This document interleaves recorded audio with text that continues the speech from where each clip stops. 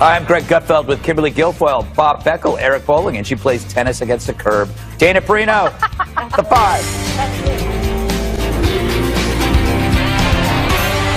They all tend to blend. I know.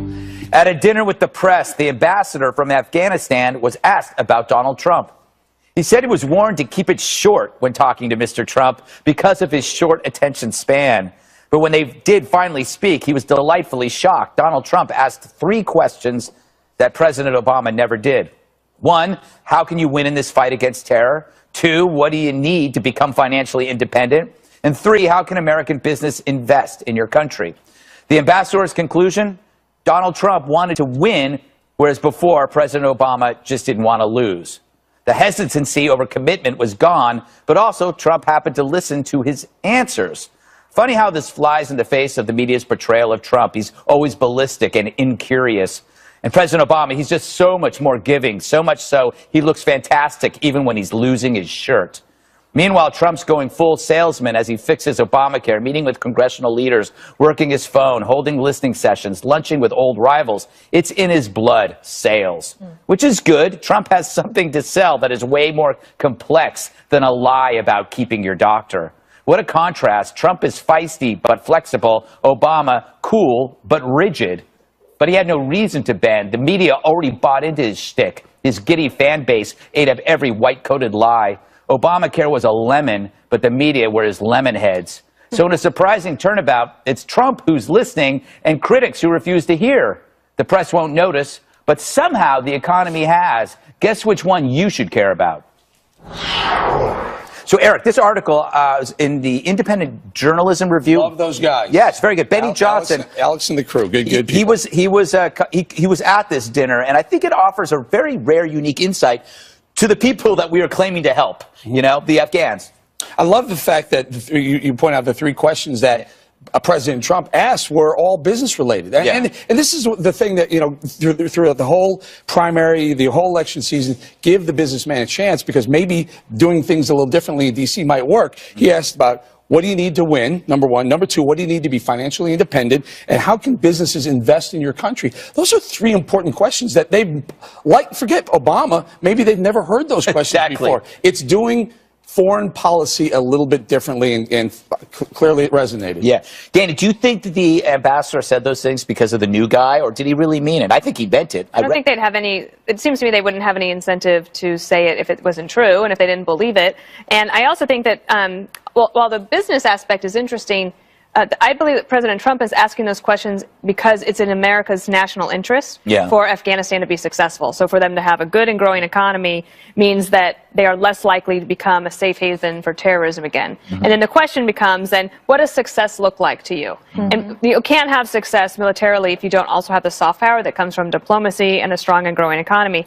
I do think it will be interesting to see if President Trump will accept a recommendation from the Pentagon for more troops, because I do think that that request is probably coming, and I think there's good reason for them to consider it and probably do it.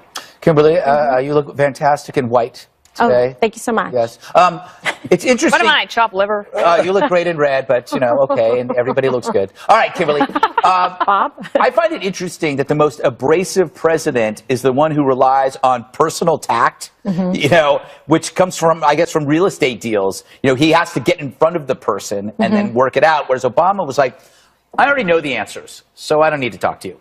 Well, it's really true because he has sort of that professorial elitism that he does think that he knows better than everyone else. And that was one of the criticisms during his presidency, that he was lecturing to the American people, I know better, you do not, you're impulsive and petulant, and I'm going to show you the way. And part of this you saw was the way he handled Afghanistan and other areas, geopolitical areas that we came into conflict with.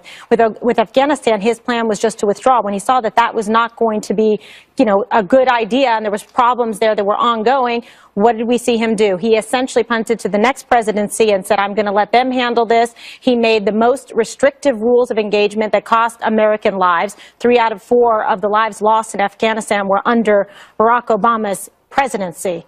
That is a fact. So when you see, it is, Bob, sorry. That's what the war was. Sorry, go ahead. Okay, well, the point is now President Trump is going to have to go in there and fix this. And one of the first things he did was what he did was he turned the rules of engagement back to what they were before, which if you ask anybody who's involved in the theater there, militarily, special ops forces, that was the thing that hurt them the most. Yes, not having the resources, but being so restrictive that they weren't able to take the fight to the Taliban to begin with, which now led to this abysmal failure that we're seeing in Afghanistan. You know, Bob, here's an easy question. Has President Obama ever admitted once that he was wrong about anything? Trump seems to be more willing to change his mind. Obama, however... That's for sure. Yeah. We agree on that. Yeah, I think we do. You know, let me just... I'm try to do this in the nicest way possible, but usually when people don't know anything, they ask a lot of questions. Now, the Afghanistan... Oh, my God. Excuse me, can I finish my back right there? Yes, you can push back. You interrupt. I always get the last question. I got to listen to your book. Don't know anything, they never ask the question, otherwise they would know things. No, listen, do you think he knows anything about Afghanistan? Seriously. I don't know if he does, but I think it's amazing and perfect that he asked. Okay, I'm sorry, go ahead. That's fine. No. You're right. But it's important to know what you don't know. No, I understand that. But when it is important to ask these questions, I understand that. But the idea that somehow we're giving him credit for being some sort of diplomacy on his part. If you ask him about the health care bill when he stood up there, he wouldn't know a thing about it. Afghanistan has a very complicated history. It's driven out the biggest powers in the world. And it's not going to get fixed. It's not going to get fixed by us. And we're going to, like the British left the Khyber Pass and the Soviets went back home, we're going to go home. So he, David points out. That's okay. Oh, I'm sorry. No. Let me know when you're done. Go ahead. Well, let me know when you're done. Are you done? Of course. Well, Bob, he still didn't answer my question. Yeah. What? When did you say he was Has wrong? Obama ever admitted he was wrong about anything, including ISIS? Yeah, I think it was pain in the side of his house in Chicago. No, he said most of the time he wasn't wrong. Okay. So can I address what Dana had pointed out? That will President Trump listen to the generals and send ground troops to Afghanistan if needed? I said more troops. It doesn't necessarily mean ground forces. More troops, but we found out today that they did send, the generals did recommend sending troops to Syria. And he went with it. And this is something he said he wasn't in favor of, but he's listening to the generals. So, Bob, it is important to listen. If you don't exactly have a complete, fully understanding of what's going on the ground, in Syria, in every foreign theater, it's good to hear and listen to your generals. I think we're saying the same thing. He doesn't know what he's doing. So no, we didn't say that. We didn't say that. The point is smart people... You think he knows something about Syria? Well, I'm telling you that he wants to succeed. If you know anything about Donald Trump and you know him personally for many years, like I do and many people do that have had interactions with him in the business environment, he is going to equip himself with the facts to be able to succeed. He's not going to go into the presidency to then say, oh, sorry, I didn't do a very good job and fire himself. He's going to try to get it right. And if you see, he's relying heavily on the advice of generals and people in his cabinet because he wants that type of strength and intelligence and previous success from people who actually know what they're doing so he can incorporate that into his foreign policy plan. And following up by asking questions so that he can learn, so that he can make good decisions. That's what a president should do. Just out of curiosity, what do you think he was talking about how do you do business in Afghanistan? I mean, if I were the president of Afghanistan and he said that to me, I'd say... Every president, every foreign leader should be asking that question. Yeah. How can we get business investment to come to our country? Because when you have that, you have growth. And when you have growth, you basically solve all your economic problems. And it also bails you out. What? What are you going to do in Afghanistan? Mining? Mining, that's right. Yeah, but by the way, agriculture. You want them to have a good economy to stabilize the region. That is a very important piece of the puzzle that a lot of times people don't think about. When you see the kind of strife that's happening with people like ISIS and the rest of them, it's because they say, oh, they don't have jobs. Remember that? Yeah, exactly. You liberals are the ones who said that half the reason for terrorism and ISIS, the upstart and growth in ISIS was economic reasons. So here he is. He says what it's going to take to bring business investment to Afghanistan so that so these people have an option, an alternative to joining in ISIS. They can go start a business. A Trump hotel in Afghanistan. There you go. Maybe a casino that'll say open in 6 months. You're assuming then that George Bush and Barack Obama didn't encourage businessmen to go to Afghanistan? Did I say that? Did I once say that? Did I once say that? No, Greg pointed out the guy from Afghanistan. Never heard it before. Said, no one ever asked me that question before. The other thing he brought up, how long has he been in office? The other thing he brought up, though, was that it was something we talked about, that President Obama would often say what he would do before he would do it, and that would drive Afghans crazy. Right. He said there was basically he said that we are leaving, and so that basically created this vacuum, and it was a problem. But the other thing is President Trump has shown some willingness, and the media has picked up on it, to change his viewpoint based on interviews or meetings that he's had. So leading up to that joint session of Congress speech, he had 2 weeks worth of meetings with CEOs. And remember on that day of the joint session speech, he said, well, they confirmed, floated the idea that maybe he was going to change his stand, or not his approach on the immigration bill. And that is true that he did do that. And presidents are allowed to change their mind. President Obama, remember, after the pushback, he kept the Bush tax cuts. I mean, it goes to it. If I could just add one last thing about the ambassador. One of the ways that you develop good relationships is by showing an interest in somebody else, like maybe ask them. Absolutely. Ask their opinion about something. It doesn't happen all the time, frankly. For a lot of people. So I think that is, from his business perspective, that is a way that you can establish a relationship. They'll probably be able to pick up the phone, call each other all the time, and that is actually good. And that helps with your soft diplomacy that you were talking about. Say we have a good relationship, pick up the phone. Soft power. Well, it's fine. Maybe Trump can do something that every major power hasn't been able to do in 300 years in Afghanistan. I doubt it. No, I get he grows opium. I get Bob's point. Nothing seems to work in Afghanistan, but at least it looks like he's listening. But also remember, the purpose of it is not just because he wants Afghanistan to have a good economy. It's actually in America's national interest. So that you can prevent a safe haven from growing there again. All right. On that note, coming up, top Democrats in the House and Senate are urging Republicans to scrap their Obamacare repeal and replacement bill. But will their fear tactics work? Details ahead. In an effort to derail President Trump's pledge to repeal and replace Obamacare, some Democrats have apparently resorted to scare tactics on the American people to spook them about the Republican health care bill. If this legislation is passed, millions of people are thrown off of health insurance, not able to get to a doctor when they must. Thousands of Americans will die. In terms of insurance coverage, it's immoral. In terms of giving money to the rich at the expense of working families, it is indecent and wrong. Trump care would be a nightmare for the American people, causing tens of millions to lose coverage. Millions more to see the costs of health care go way up. Meanwhile, the White House announced it's working with lawmakers to shape an amendment to Ryan Care, the GOP health care bill. And I still say the GOP has two options. Jam this lousy bill through now and watch it fail at phase 2. Then you own it, Mr. Speaker. Or fix it fully right now. Then if Democrats vote it down, they're going to eat the mess that the failed Obamacare wake will leave, and it will leave a mess. Who likes it? KG, your thoughts on first of all, the White House said they're going to work with some Republicans to see if they can add amendments to the bill now. Yeah, but I think that's a reasonable reaction to sort of some of the, I guess, evaluation of it, the people who are studying the bill and saying, okay, wait a second, does this have all sort of the ingredients in it that we need to make it successful? So that's what you do. That shows a healthy interest in doing your best and putting forward policy that's actually going to help the American people. If they were being closed-minded and saying, we're not open to anything, that would be a problem. So take that, don't just say you're going to do it, and in fact incorporate it to make it the best that it can be, because they were very vocal in terms of criticizing Obamacare to begin with. So give people a reason to choose this and want it, not just like take the medicine castor oil with the grimace on their face. Dana, is there a way for Republicans to win with this bill?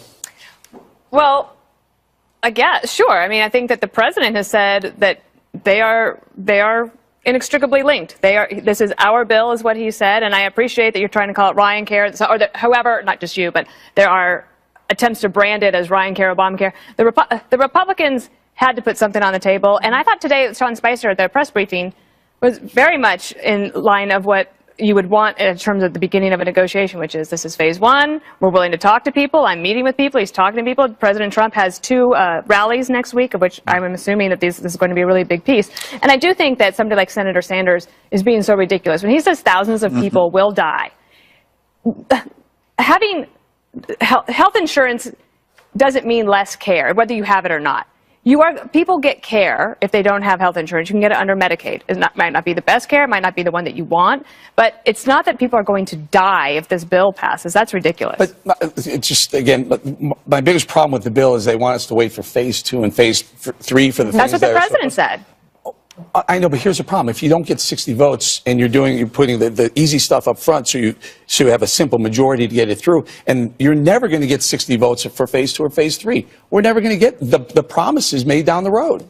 This is why I'm saying, let the Democrats eat this. Let them own this thing. But just to Sanders, anytime you try to reform government, the left shouts 3 words, people will die.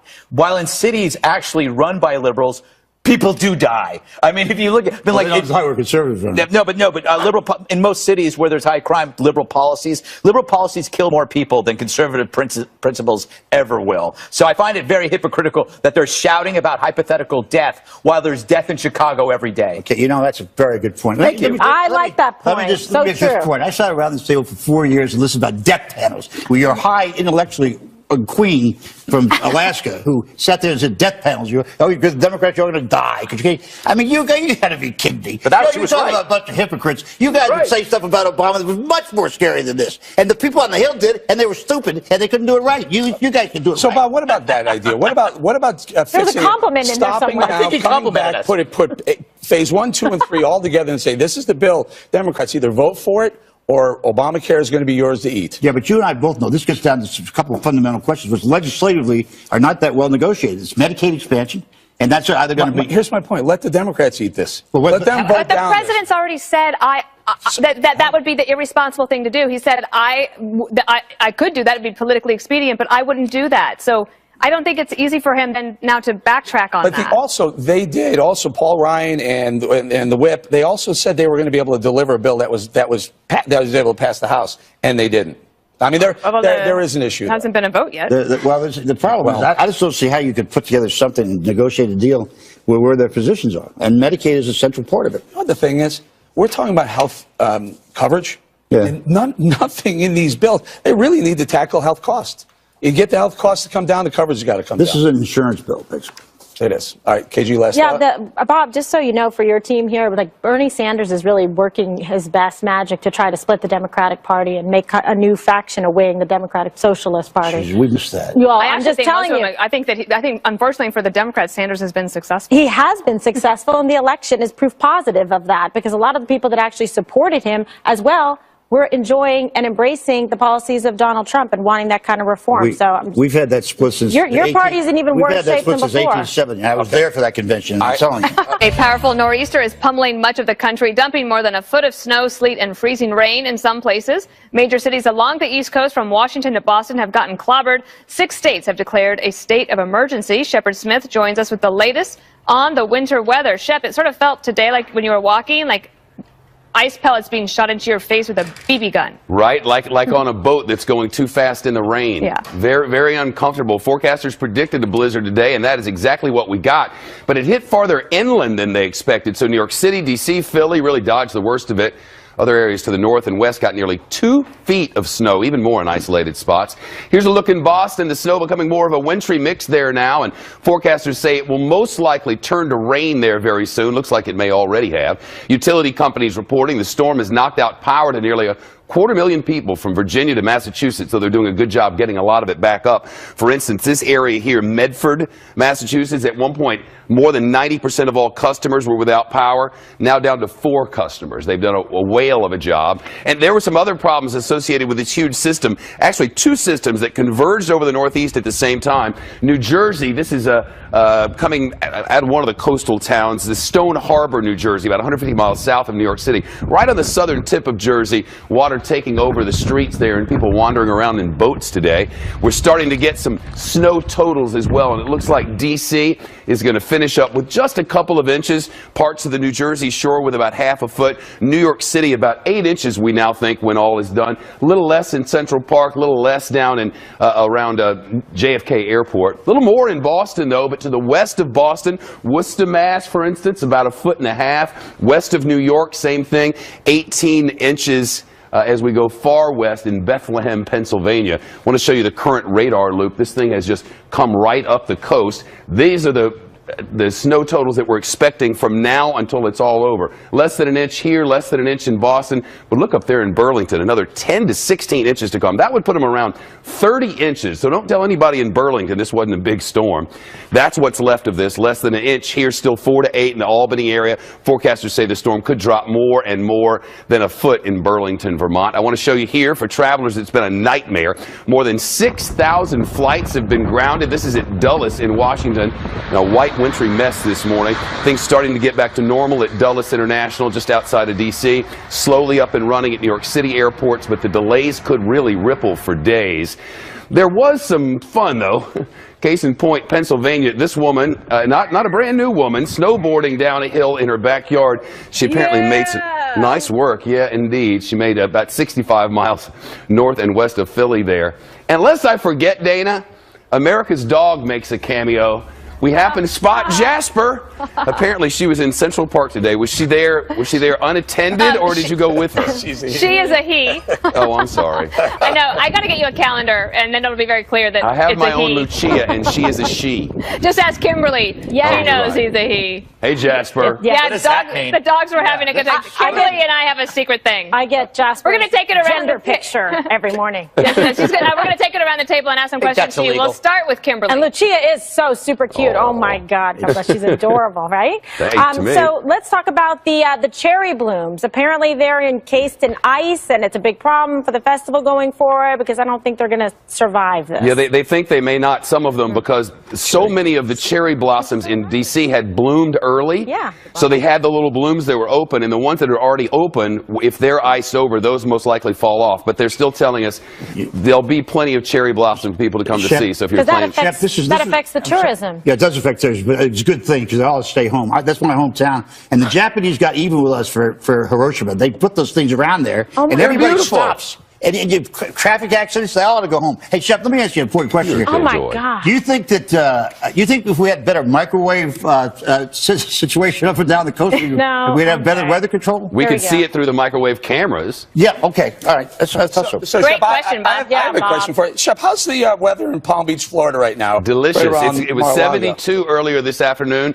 Today they had a high about 84 in the Palm Beaches, and I had a live camera in Palm Beach earlier. I would have dialed that up for you, Eric, if I had known you were interested. All right, brother. Shep, I have a question. What do you say to people who are then critical, because the storm shifted and didn't hit D.C. and Philly and New York as they thought, then, there's criticism of the National Weather Service, which I don't think is warranted, but I guess I just told you what I think. What do you think? I don't think so at all. You can't tell exactly where weather's going to go. We always talk about hurricanes. If they take just a little bit of a trek, well, they were originally predicting that this would be 50 miles off coast. If it had been 50 miles off coast, the warm water from the Atlantic wouldn't have come into Boston and New York and Philadelphia. It would have been in the mid-20s instead of the low 30s. So all of this freezing rain we got all day would have been snow. So we'd have had 2 inches in Boston, 2 inches in New York, 2 feet in Boston, 2 feet in New York, 1.5 feet in Philly, just like they projected. Instead, it moved 40 miles to the west. So they got it all inland. They can't be perfect. They were close. Right. And they were You ever right. notice It people did get upset, Shep, when they say, "Geez, it's supposed to be a big storm," and it didn't happen? I mean, Well, it should did be happy, happen. right? It just Should be didn't happy. happen to you.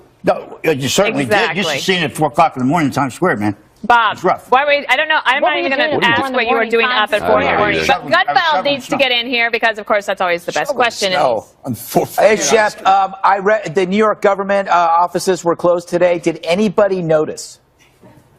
Oh, gosh. Hey, Greg, you're a one-trick pony. There you go. I love ponies. You do. And he loves unicorns. And he is one trick. There's no question about that. All right, Bob. What? All right. Last night, Shep, I saw that you said that New York couldn't handle 2 feet of snow, and I've never been here, I've been here for a couple of big storms, but you had me a little nervous. Well, they were predicting, the National Weather Service was predicting 1 to 3 inches of snow every hour for 6 hours.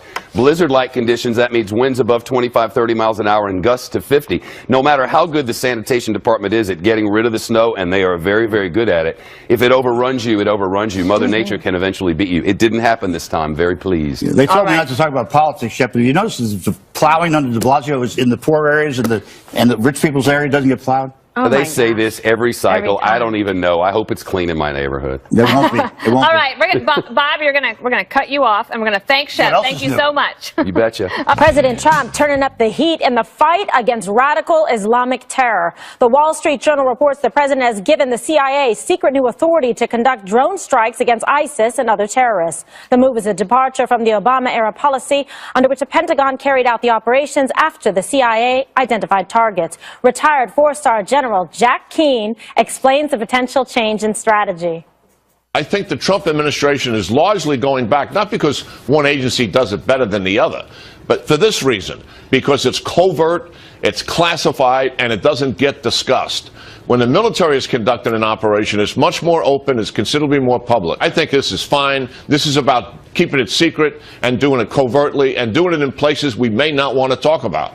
I think this is fantastic. I agree spot on with General Jack Keane, but then again, I do love everything about him. Isn't that true, Dana? It is true. You do.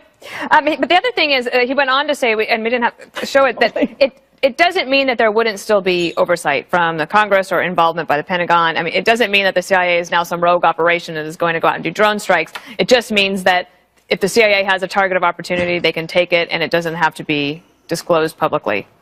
So, Smart strategy. and it also probably, I think this also shows that there's probably a better relationship between the White House and the CIA than we have been led to believe in the last few weeks. All right, fantastic. Well, you like this move?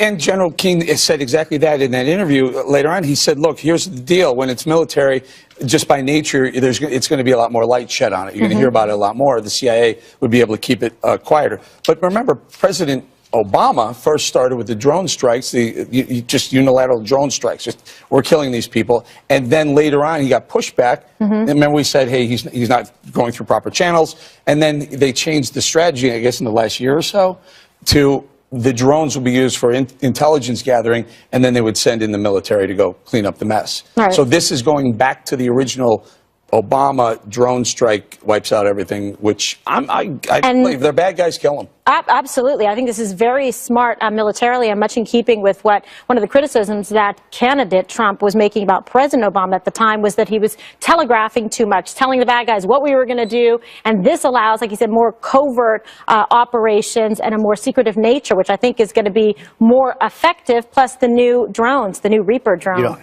I'm surprised because didn't Trump say he knew more than the generals? Why did he just control the drones himself? The other thing, that ain't bad. It ain't bad. Those criticisms, Trump, you'll get that invitation. Don't worry about it. You know, this is all. I mean, you guys sat around this table and criticized Barack Obama every day about drone strikes, how inhumane it was. Blah blah blah blah. No, I liked it. You did? I did not criticize President Obama about that. I said that was the best thing. I said that they should try to capture more so that you could gather intel. Yeah, kill them all. All right, I'll give you that. Well, we're agreeing with you. Okay, perfect. No, I mean, but you know, it's all going to go this way, right? We're going to do electronic. All right. Stuff. All right, go ahead. Sorry. Don't eat up the block on my killing segment, please, Greg. No, I mean, it's interesting that as the bad guys get worse, I mean, it always seems that as we progress, evil gets even more evil. So ISIS is actually worse than a Nazi. I think, I believe that's the case. But as they become worse, our killing becomes oddly more humane. We will never repeat the world wars where we send waves upon waves of men to their deaths in horrible ways where they're blown to pieces. Now the droning is purely surgical. You know, it's like it's the equivalent of a prostate, surgery where we try to avoid the precious ligaments. We go after the people, we kill them, and we do our best not to hurt the innocent and people around us. Collateral damage. Yeah, the collateral damage. But I think it's important that we are more concerned with how to kill than what to call them. So that's a refreshing return to common sense. But it is interesting. This is the way it's going to be. It's going to be technology. It's going to be fewer men on the ground, and we are going to be eliminating them. That's right. You know, by the way, ISIS is about to be blown out of Mosul, which means they're out of Iraq altogether now. And of course, you got to credit Trump on that one, right? I mean, Trump who did that, right? Yeah, of course we will. This is a show. It's on Fox. I don't know. It's a 5, and it has to be Trump. Was President Obama responsible for bin Laden's killing? What's that? Yeah, sure was. Okay, so now we can credit Trump with this Mosul win. You couldn't credit. I'm just saying, Bobby. Fine, that's fine. We'll give credit with Mosul. First, ask him where it is, then we'll find out. Oh boy. Honestly, I'm not going to let you ruin my nice mood about this with the CIA in charge and new drones and winter snow angel white. Perfect. All right, when we return. Who the hell is that? Who's that? I'm sorry. Come on, Eileen, by the Dexys. Oh, okay, that good. Yes, very good. Oh. Now, here's someone who I can agree with. Senator Chuck Schumer and his fellow Democrats are threatening the government shutdown over the funding of President Trump's wall along the Mexican border. The outraged Senate Minority Leader is warning Republicans that this caucus will not vote for any spending bill that might reportedly strip funding for some government agencies to pay for the wall. It will be inappropriate, in our judgment, to insist on the inclusion of such funding in a must-pass appropriations bill that is needed for the Republican majority in control of Congress to avert a government shutdown. It is truly a poison pill, and we would urge our colleagues not to allow the President to include this in a must-pass bill that avoids shutdown of the government. The spending deadline is April 28th. If the bill doesn't pass, the government could shut down on April 29th.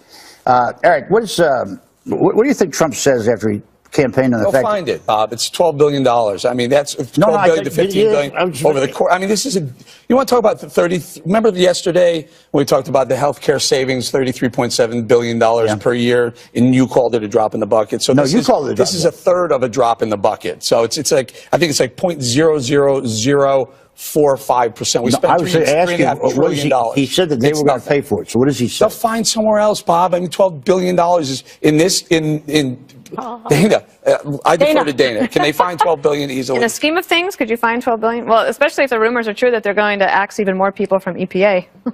Kidding, but no, really, that's possible. Yeah. What's this wall? But I think that the idea of a government shutdown is terrible, and I always felt that way. And I also think, you remember that Chuck Schumer and other Democrats said that when the Republicans tried this a few years ago, that it would hurt people who are dependent on government services. So do the Democrats no longer believe that shutting down the government would hurt people who depend on government services? And instead, why don't they try to, like, if they can't figure out a way to stop that funding from being in the bill, then figure out a way to stop it from actually being appropriated in the budget. But, you know, both parties are hypocritical on this. They use it every time that someone comes up for something. And once in a while ends up in a government shutdown, usually by Republicans. Greg. Yes, I believe that Schumer is an obstructionist. We're talking about thousands of shovel-ready jobs, actual shovel-ready jobs. And I thought as a Democrat, he would want to create more jobs. Building a wall will create more jobs. Therefore, he is a communist, and he should be thrown in jail forever. Yay! Winning speech and debate. Good job. Now, Kimberly, I take it it doesn't bother you that we're going to spend U.S. tax dollars on this wall. I want the wall. I love it. Bob cares. Bob cares about our tax dollars. And by the way, I think it's a great point. Why not have the jobs? Why not put this forward? It will help. I think it is necessary because clearly what we've been doing in the past has not been working. This is going to help in terms of national security, public safety. It's going to help in terms of the economy. It's a win-win situation. People are just looking to find fault with Trump, and I agree, like, Schumer's an obstructionist. He is the head of the failed state known as the Democratic Party. So if he wants to try and do this for Supreme Court justice hearings. By the way, Chuck Schumer responsible for the longest presidential transition in history, blocking President Trump. He's just a bad actor. This is the bottom line. He's an ineffective blocking leader. a Supreme Court nominee for a year. No, that doesn't matter. Okay, well, let me tell you something. That I think they brought up Merrick Garland, who, you know, nothing against him, but they brought that up at the last minute, which was very different in terms of President Obama's term, and that's not going to work. You know, the next president, they should have made sure that Hillary Clinton got elected and took the White House, because then they wouldn't be crying about it. Let me just ask you this: if this wall is so important, I drove through the Lincoln Tunnel here on Saturday for an hour and a half. I sat in that wreck. There's a lot of places that need to be fixed in this country. Seriously, need to be fixed. There's got to be serious, and that's infrastructure jobs, and he's going to do that too. Which will be a tough pay for it. That is going to be the tough hurdle. Not this $12 billion for the wall that Mexico is going to end up paying for anyway, but the $1 trillion. I mean, they're going to have to come up with a way to find some pay-fors and get a public-private partnership going on where companies get involved. But you're still going to need cash flow, right, on the wall? Seriously, I mean, you can spend $13 billion, and then you're up against. Bob, do you think the wall is built in a year? It's probably going to take, 2-3 years. So you're talking a couple of $1 billion. Yeah, they'll figure out a way to appropriate some money and get Mexico to pay them back for it. It'll happen. It'll happen. Okay. I'm sure. Say it nicely, please. I will. I was just say if you just rent it from the Chinese, we could get it all done in one time. One more thing is up next. All right, it's one more thing. I go first, I guess. I hate these people. You know, I hate people who tweet pictures of beaches on rainy or snowy days. Do I send pictures of smooth roads to places where there are earthquakes? This makes no sense. Everybody's on the West Coast tweeting pictures of sunsets and beaches. Do I tweet pictures of jobs to the unemployed? I would never do that. Do I tweet a picture of love to Rosie O'Donnell? I wouldn't do that. You wouldn't do that. All right. Matt just sent me this. So when I asked Shepard how's the weather in Palm Beach, Matt sent me. Yeah, there you go. Thanks a lot, Matt. There you go. I told you. Don't you hate it? All right.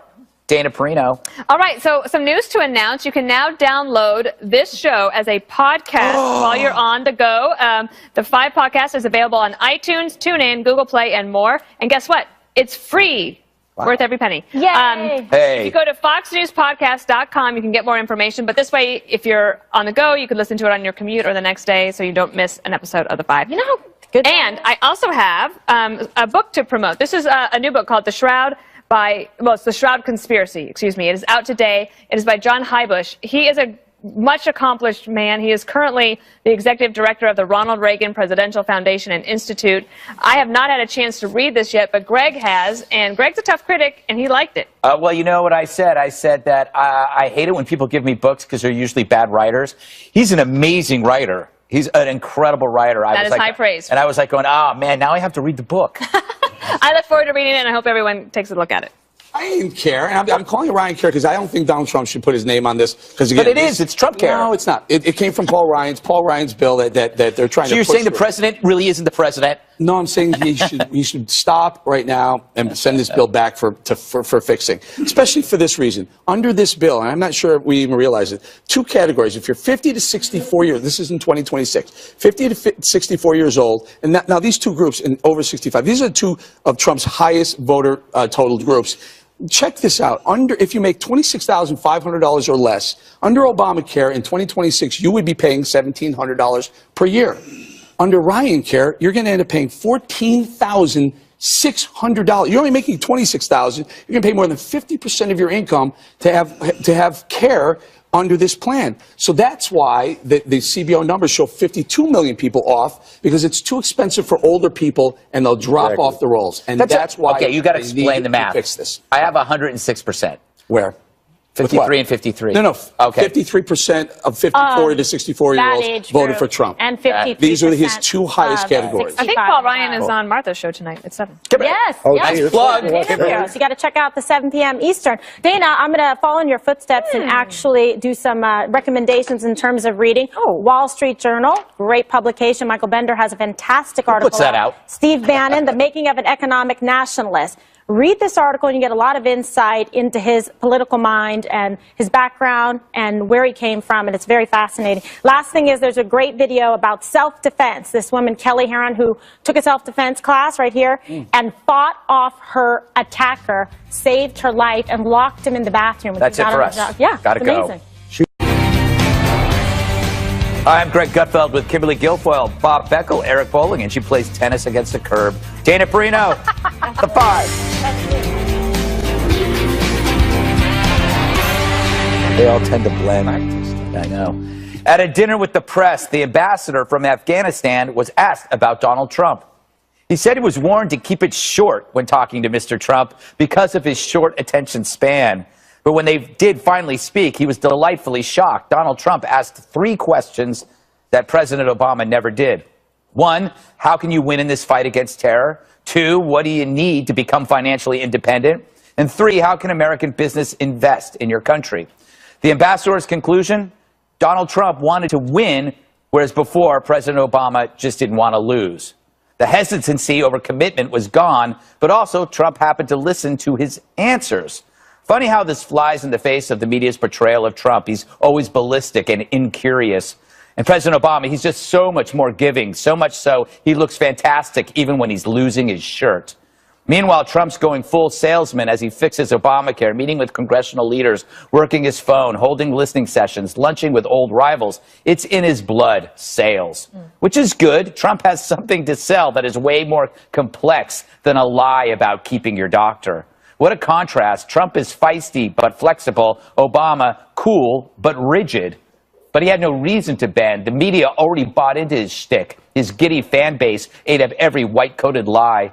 Obamacare was a lemon, but the media were his lemon heads. So in a surprising turnabout, it's Trump who's listening and critics who refuse to hear. The press won't notice, but somehow the economy has. Guess which one you should care about?